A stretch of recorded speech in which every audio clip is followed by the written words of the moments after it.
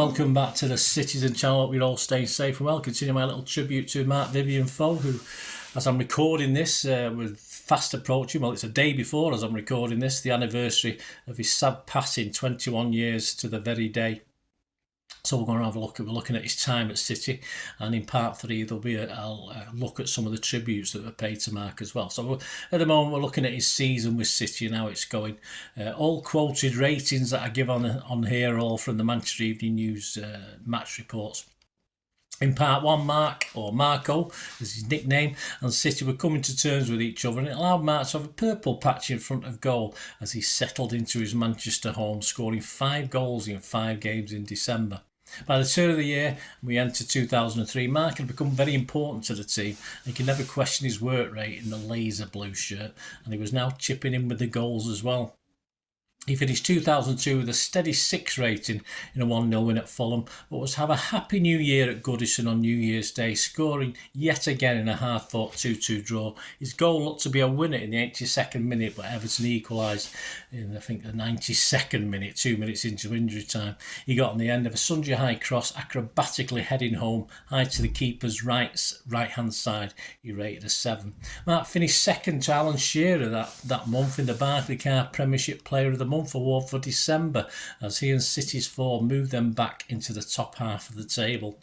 Marc's and City's FA Cup run though ended at Main Road at the first hurdle, beaten by a Liverpool penalty which Marc himself had given away, though referee Uriah Rennie, remember him, gave it for a very dubious handball, to say the least. Marc rated just a 5 though in that game. A 2-1 home win over Leeds on the 11th of January. Marc showing his box-to-box credentials. He rated a 7, but he amassed just a 5 out of 10 in a disappointing trip to St James's on the 18th of January in a 2-0 defeat. But on the 29th of January, he was back in the goals in a 4-1 City Main Road win over Fulham. He was everywhere and rated 7 out of 10. His goal, City's third, came after 63 minutes. He ducked under a Benabia diving header, and the keeper, unsighted, could only palm it away, and it fell nicely for Marc's outstretched leg to guide it back into the net. He was involved in City's only goal in a 2-1 home defeat to West Brom on the first day of February.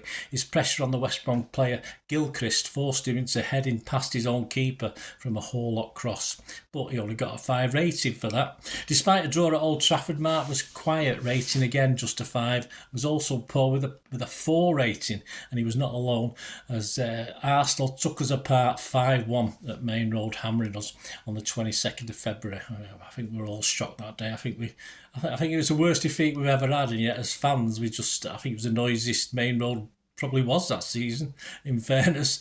But in another defeat, 1-0 at Blackburn, he upped his work rate, getting a 6. But dreamed 6 rating, not got 6 goals. But dreams of a top 6 in Europe was sliding away for City.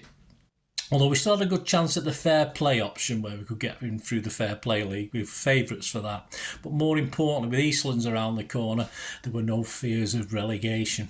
Before a 1-0 home win over Birmingham on the 16th of March, there were rumours that Marc could be transferred before deadline day. Though City could not afford Leon's asking price of $7 million, there was rumours someone else might just nip in for him. But he played okay, worked hard in this game, rating a 6. City were battered at the Bridge by Chelsea 5-0 on the 22nd of March, and an appalling Marc, who had tonsillitis, possibly wished he'd stayed in bed that day. Again, he rated just a 5, and he missed only his second start of the season in a 2-0 loss at Bolton on the 5th of April. His wife had been poorly, and he literally left her bedside to play in a 0-0 non-thriller at Main Road against Middlesbrough on the 12th of April, again rating a 5 out of 10 performance, but that was soon forgotten in a magical display away at White Hart Lane against Spurs and a 2-0 win on the 18th of April. Typical City season, poor one week and really good the next. He rated an 8 out of 10 in that one.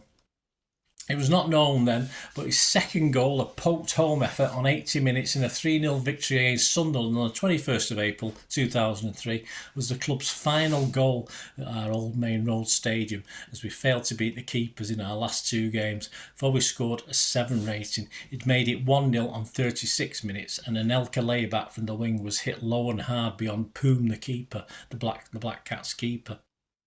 Fole's goal was not making it any easier for parent club Lyon to reduce their asking price of £7 million, a fee that Keegan admitted and City admitted was way out of our league, no matter how much we wanted Marc to join us.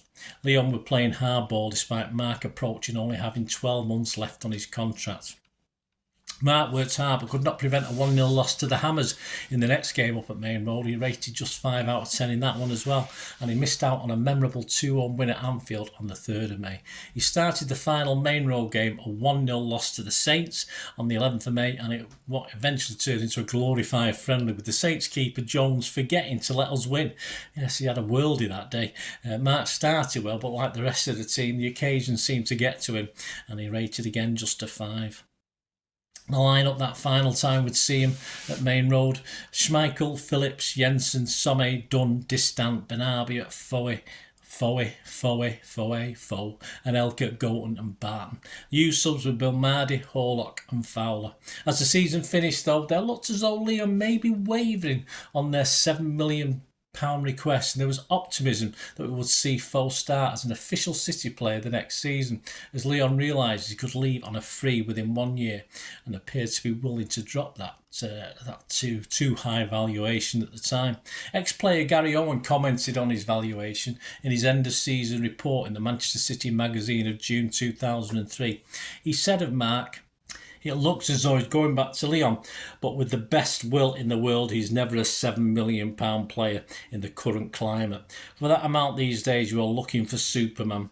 9 goals tells you he's been a great addition to the team. He's not pleasing on the eye, but he wins a lot of balls in the air and supports attacks well, and he's hard for opposing sides to pick up. Kevin Keegan would have liked to keep him, and he played every time he was available, so you would imagine that would have continued. It's unfortunate that it looks like he won't be signing permanently." So that was Gary Owen in the Manchester City magazine of June 2003. Marc's stats for the season at City: he'd played 35 of our 38 league games, scoring 9 goals. Only Anelka had scored more than that, plus 1 FA Cup and 2 League Cup appearances. It was sadly a Confederations Cup semi-final game against Colombia on the 26th of June 2003 when he collapsed unchallenged. There was no one near him on the pitch in the second half, and despite work on the pitch by medical staff and 45 minutes work off the pitch, he could not be revived. He was just 28 years old.